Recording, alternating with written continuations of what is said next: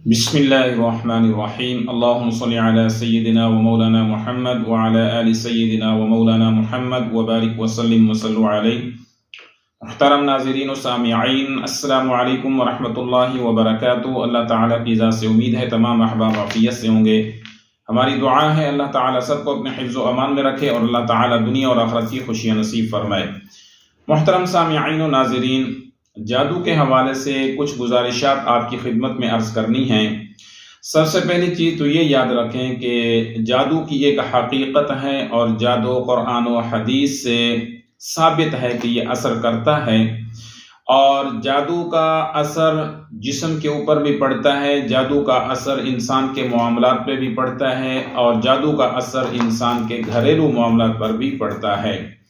جادو کا انکار کسی دور میں بھی نہیں ہوا۔ آپ تاریخ اسلام پڑھ لیں، قرآن و حدیث کا اگر مطالعہ کریں تو ہر دور میں جادوگر بھی ملتے ہیں، جادو سکھانے والے بھی ملتے ہیں، جادو کا علاج کرنے والے بھی ملتے ہیں۔ تو انبیاء علیہ السلام کے دور میں بھی بڑے بڑے جادوگر آئے جنہوں نے نبیوں کا مقابلہ کیا۔ مشہور واقعات ہیں حضرت موسیٰ علیہ السلام کے دور میں۔ حضرت موسیٰ علیہ السلام کے دور میں بڑے جادوگر تھے۔ فرعون نے باقاعدہ ایک لشکر بنا رکھا تھا جو جادوگروں کا تھا، اور بعض دفعہ یہ کرتا فرعون کہ حضرت موسیٰ علیہ السلام کے مقابلے میں وہ جادوگروں کو پیش کرتا۔ یہاں تک کہ قرآن مجید میں ایک واقعہ موجود ہے کہ حضرت موسیٰ علیہ السلام کے سامنے سارے جادوگر، فرعون کے درباری اور مزار کے سارے لوگ جمع ہوئے، اور ان جادوگروں نے رسیاں پھینکی تو وہ سب کے سب سام بنتے گئے۔ اب حضرت موسیٰ علیہ السلام وقت کے نبی ہیں اور وقت کے رسول اور پیغمبر ہیں، تو اللہ تعالیٰ سے کہنے لگے یا اللہ یہ کیا معاملہ ہے؟ تو وقت کا نبی بھی ہے حضرت موسیٰ علیہ السلام، اور وہ جادوگر آمنے سامنے ہیں، ایمان والے بھی ہیں اور حضرت موسیٰ علیہ السلام بھی ہے، اور سامنے سے فرعون کا لشکر بھی ہے اور فرعون کے جادوگر بھی موجود ہیں۔ ان جادوگروں نے رسیاں پھینکی تو وہ سانپ بن گئے۔ اب حضرت موسیٰ علیہ السلام نے جب دیکھا کہ میدان کے اندر سب لوگ کھڑے ہوئے ہیں اور ان کی جو رسیاں ہیں وہ سانپ بن چکی ہیں، تو اللہ تعالیٰ نے موسیٰ علیہ السلام سے فرمایا کہ اے موسیٰ یہ تیرے ہاتھ میں کیا ہے؟ اب موسیٰ علیہ السلام اپنے ہاتھ میں عصا مبارک رکھتے تھے، تو اللہ تعالیٰ کے سوال پہ جواب دیا کہ یا اللہ یہ عصا ہے۔ قرآن میں سورہ طٰہٰ میں واقعہ موجود ہے، وَمَا تِلْكَ بِيَمِينِكَ يَا مُوسَىٰ۔ اللہ نے فرمایا کہ اے موسیٰ تیرے ہاتھ میں کیا ہے؟ تو موسیٰ علیہ السلام نے کیا جواب دیا؟ قَالَ هِيَ عَصَايَ، یا اللہ یہ عصا ہے۔ آگے حضرت موسیٰ علیہ السلام نے تعریف شروع کر دی کہ یہ عصا میرے کس کام میں آتا ہے؟ أَتَوَكَّأُ عَلَيْهَا وَأَهُشُّ بِهَا عَلَى غَنَمِي وَلِيَ فِيهَا مَآرِبُ أُخْرَى قال القها یا موسیٰ فالقاها فاذا هي حیۃ تسعى۔ تو اللہ تعالیٰ نے فرمایا کہ موسیٰ یہ جو عصا تیرے ہاتھ میں ہے اس کو میدان میں ڈالو اور زمین پر پھینک دو۔ جب موسیٰ علیہ السلام نے اس عصا کو زمین پر پھینکا تو اللہ کے حکم سے وہ عصا مکمل ایک اژدہا یعنی ایک بڑا سانپ بن گیا۔ قال القها یا موسیٰ فالقاها فاذا هي حیۃ تسعى۔ اب موسیٰ علیہ السلام اپنے اسی عصا کو دیکھتے ہیں کہ وہ اژدہا بن گیا ہے، اور حضرت موسیٰ علیہ السلام بھی اس سے خود ڈر رہے ہیں کہ یہ کیا معاملہ ہوا ہے کہ میں نے عصا پھینکا ہے اللہ کے حکم سے وہ اژدہا بن گیا۔ تو اس نے کیا کیا؟ اژدہا بن کے حضرت موسیٰ علیہ السلام کے عصا نے وہ اژدہا بن کے جتنے چھوٹے موٹے سانپ فرعون کے جادوگروں نے بنائے ہوئے تھے، جادو کے ذریعے جو رسیاں پھینک کے پھر رہے تھے، وہ اژدہا ایک ہی مرتبہ سب کو مکمل طور پہ ایک لقمے میں کھا گیا۔ اور پھر اللہ تعالیٰ نے فرمایا کہ اے موسیٰ اب اس کو تم اٹھا لو، پکڑ لو۔ اب سامنے ظاہری طور پر تو کیا تھا؟ اژدہا تھا، اور حقیقتاً میں کیا تھا؟ حضرت موسیٰ علیہ السلام کا عصا تھا۔ سامنے جادوگر کھڑے ہیں، باطل کھڑا ہے، جھوٹ کھڑا ہے، اور ایک طرف نبی کھڑے ہیں، اللہ کے سچے پیغمبر کھڑے ہیں، لیکن جادو اپنی طاقت دکھا رہا ہے، اور دوسری طرف نبی کے ہاتھ سے معجزہ اللہ کے حکم سے ظاہر ہو رہا ہے کہ ان کا عصا مبارک وہ اژدہا بن کے تمام چھوٹے سانپوں کو کھا گیا۔ تو تو تب وہ جتنے جادوگر تھے جب انہوں نے یہ معاملہ دیکھا، یہ معجزہ دیکھا موسیٰ علیہ السلام کا، تو وہ سارے کے سارے ایمان لے آئے اور مسلمان ہو گئے۔ تو یہاں سے پتہ یہ چلتا ہے کہ جادو ہر دور میں رہا، جادو نے نبیوں کا مقابلہ کیا، جادوگروں نے انبیاء کا مقابلہ کیا، یہاں تک کہ حضور علیہ السلام کے دور میں بھی جادوگر آئے، انہوں نے جادو کیا، صحابہ متاثر ہوئے، حضور علیہ السلام کی ذات گرامی متاثر ہوئی، لیکن اللہ تعالیٰ نے اس کا علاج اتارا ہے۔ جادو سے کیا نقصان ہوتا ہے؟ جسمانی طور پہ جادو ہو سکتا ہے اور ہو رہا ہے، جس سے انسان کے جسم میں مختلف قسم کی بیماریاں پھیل جاتی ہیں۔ اسی طرح جادو سے اور کیا معاملات، گھر کی بندش لگ سکتی ہے، کاروبار کی بندش لگ سکتی ہے، انسان کے معاملات بند ہو سکتے ہیں، شادی نکاح رشتہ بند ہو سکتا ہے، یہاں تک کہ بذریعہ جادو کسی کو قتل بھی کیا جا سکتا ہے، اسے بیماری لگا کر مار بھی دیا جا سکتا ہے۔ یہ برحق ہے اور ہو رہا ہے۔ تو اس سے حفاظت کے لیے آج عمل جو آپ کے سامنے رکھ رہا ہوں وہ یہ ہے، موسیٰ علیہ السلام کے دور میں ایک بڑا جادوگر ہے جس کا نام تھا سامری۔ اب اس کا اصل نام، جو موسیٰ علیہ السلام کے دور میں مشہور جادوگر تھا، اس کا اصل نام بھی موسیٰ تھا، موسیٰ بن ظفر نام تھا۔ ادھر سے حضرت موسیٰ بن عمران علیہ السلام ہیں، اور دوسرا جو جادوگر ہے جس نے موسیٰ علیہ السلام کی قوم کو گمراہ کیا تھا۔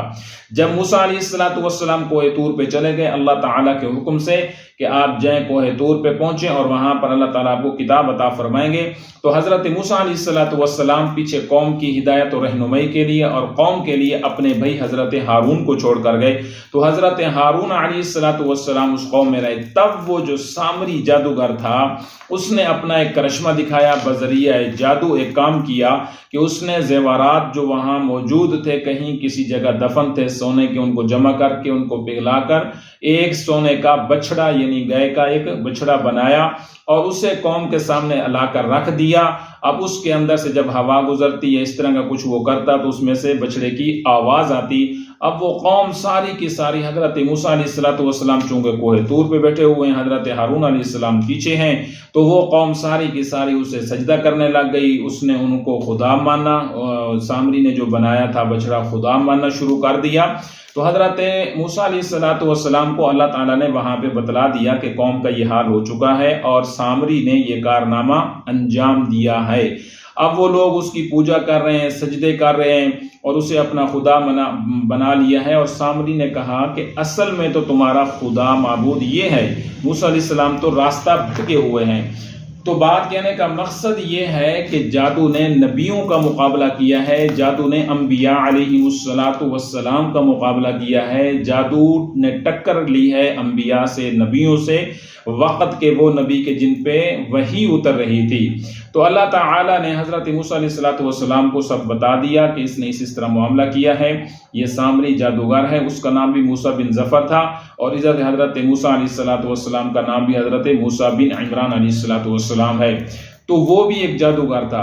اب بات یہ ہے کہ اگر کسی کے اوپر جادو اس طرح کا ہوتا ہے کہ جس کی وجہ سے وہ بیمار رہنے لگتا ہے، جسمانی طور پہ متاثر ہو چکا ہے، اس کے دل کا مسئلہ بن گیا، اس کے گردوں کا مسئلہ بن گیا، اس کے پھیپھڑوں کا مسئلہ بن گیا، یا اس کے معدے میں تکلیف جسم میں رہتی ہے، چونکہ آج کل ایسی بیماریاں لگ چکی ہیں جو ڈاکٹروں کے میڈیکل میں نہیں آ رہی، رپورٹ میں نہیں آ رہی، ٹیسٹ میں نہیں آ رہی ہیں، تو ڈاکٹر خود کہتے ہیں کہ اس کا جا کے علاج کراؤ، اس کا جا کے دم کرو۔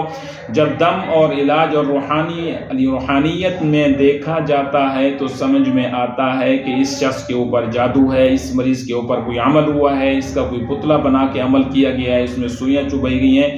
تو خلاصہ یہ ہے کہ اگر کوئی جادو کی وجہ سے بیمار ہو چکا ہے، اس کا ذہنی توازن ختم ہو چکا ہے، نفسیاتی مریض بن چکا ہے، یا اسی طرح اس کے پیٹ کے اندر شدید ترین تکلیف ہے، دوائیوں سے فرق نہیں پڑتا، اس کے جسم میں درد ہے، اس کے جوڑوں میں درد ہے، اس کے دل میں درد ہے، اس کے گردوں میں درد ہے، یا کسی بھی جسم کا حصہ متاثر ہے اور میڈیکل میں اس کی کوئی چیز بھی نظر نہیں آ رہی، اس کو فائدہ نہیں ہو رہا اور وہ بیمار پھر بھی رہ رہا ہے، تو تشخیص کے بعد کہ اگر اس میں تشخیص یہ ہو جاتی ہے روحانیت کے حوالے سے کہ اب اس کو میڈیکل مسئلہ نہیں، جسمانی مرض نہیں ہے، بلکہ اس کو مریض بنایا گیا، اس پہ مرض لگایا گیا ہے، تو ایسے مریض کے لیے بہت مجرب عمل ہے، ایسے مریض کے لیے بہت اچھا عمل ہے، بہت اچھا وظیفہ اور آسان وظیفہ ہے۔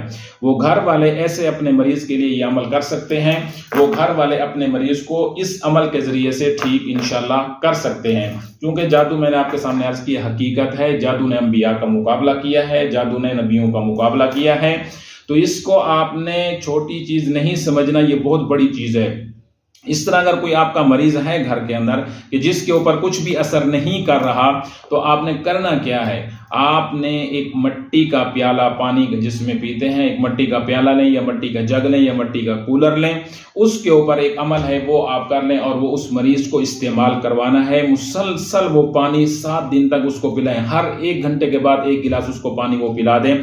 اب وہ عمل کیا ہے، سب سے پہلے باوضو ہو کر 11 مرتبہ نماز والا درود شریف پڑھ لیں، اور 11 مرتبہ درود شریف پڑھنے کے بعد پھر آپ نے 3 مرتبہ پڑھنا ہے یا حفیظو یا حفیظو یا حفیظو، پھر پڑھنا ہے یا شافی یا شافی یا کافی، پھر پڑھنا ہے یا کافی یا کافی یا کافی، پھر اس کے بعد پڑھنا ہے یا بدیع العجائب بالخیر یا بدیع، 3 مرتبہ یہ پڑھنے کے بعد پھر آخر پہ پڑھنا ہے یا حفیظو یا حفیظو یا حفیظو۔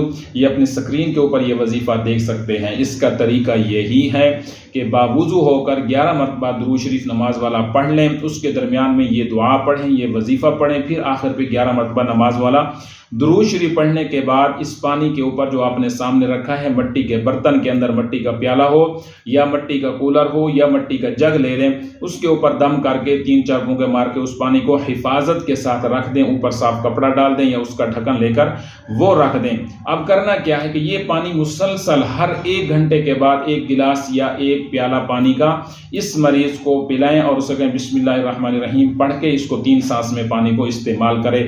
انشاءاللہ تعالی اس وظیفے سے اور اس دم شدہ پانی سے مریض کے ایک جوڑ سے بیماری نکلے گی، مریض کے پیٹ سے بیماری نکلے گی، اور مریض کے اندر جو اثرات ہیں، اس کے خون کے اندر جو جراثیم بن چکے ہیں جادو کی وجہ سے، یا درد اور تکلیف ہے جسم کے اندر، بے چینی ہے، تو انشاءاللہ وہ پیشاب کے ذریعے سے نکلتی رہے گی۔ 3 دن کے بعد مریض محسوس کرے گا کہ میرا جسم ٹھیک ہو چکا ہے، مریض یہ محسوس کرے گا کہ اب میں ٹھیک ہو چکا ہوں۔ تو اس عمل کو آپ نے دہرانا ہے، اس عمل کو کرنا ہے۔ جن کے گھروں میں بھی اس طرح کے مریض ہیں، وہ چاہے چھوٹی عمر کے ہیں یا بڑی عمر کے ہیں، کسی بھی عمر کے مریض ہیں، اس عمل کو لازمی کر لیں۔ تمام حضرات کو اس عمل کی اجازت ہے اور اس عمل کو کریں اور فائدہ اٹھائیں۔ بہت ہی مجرب، آسان اور مختصر سا عمل ہے۔ اس عمل کے ذریعے سے انشاءاللہ ایسا مریض جس کو جادو کے ذریعے سے بیمار کیا گیا ہے، چاہے وہ کوئی بھی بیماری ہے، بخار نہیں اتر رہا، جسم میں دردیں نہیں ختم ہو رہی، جوڑوں میں دردیں نہیں ختم ہو رہی، معدے میں درد نہیں ختم ہو رہی، کوئی بھی اس طرح کا مسئلہ ہے، تو انشاءاللہ تعالیٰ اس عمل کے ذریعے سے یہ تمام کی تمام چیزیں ختم ہو جائیں گی اور اللہ تعالیٰ کے حکم سے اس مریض کو شفا ملے گی۔ والسلام علیکم ورحمۃ اللہ وبرکاتہ۔